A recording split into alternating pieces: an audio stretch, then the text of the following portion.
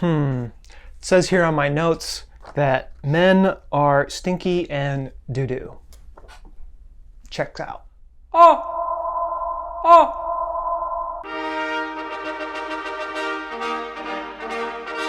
This week I have watched Men, directed by Alex Garland, who did Ex Machina and Annihilation, and he's written 28 Days Later and Sunshine. This is an A24 movie, so you know it's got its patented weirdness and grossness and peculiarities. This one's no different.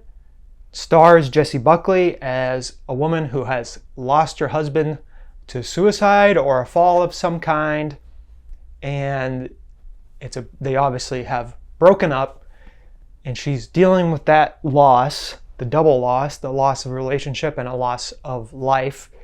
And she goes to this small cottage village in England or United Kingdom somewhere and comes across a group of men, all played by Rory Kinnear. Papa Essiedu also is in this. There's only 4 actors total, but he plays the husband.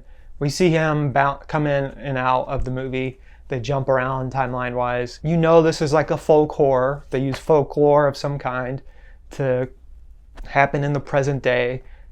In some ways, it's a lot like other A24 movies in that it's slow, but it doesn't waste its time. It is, the Alex Garland special, creepy music, beautiful cinematography, creepy things happening that aren't really fully explained, and you take it or leave it with those kind of movies. But for me, I've loved everything Alex Garland has done. I mean, Annihilation and Ex Machina are wild, but this movie is not either of those movies. Whereas Annihilation's like saying something about like humanity entirely, and Ex Machina is just a wild trip of a movie overall, also about humanity.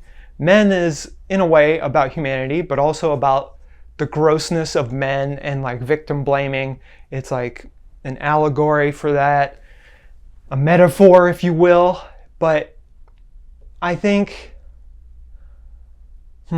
the writing and the acting and the cinematography and the editing, it's all wonderful. But at the end of the movie, I was like, that didn't really hit the mark.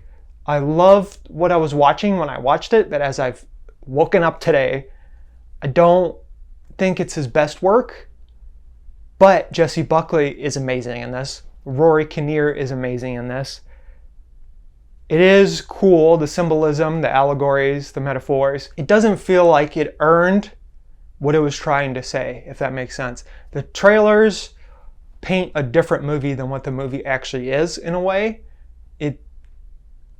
It is a really quick movie. Like, you watching it, you're like, wow, this is going to be like a 2.5 hour movie, and then it's over. And I think what it says is good.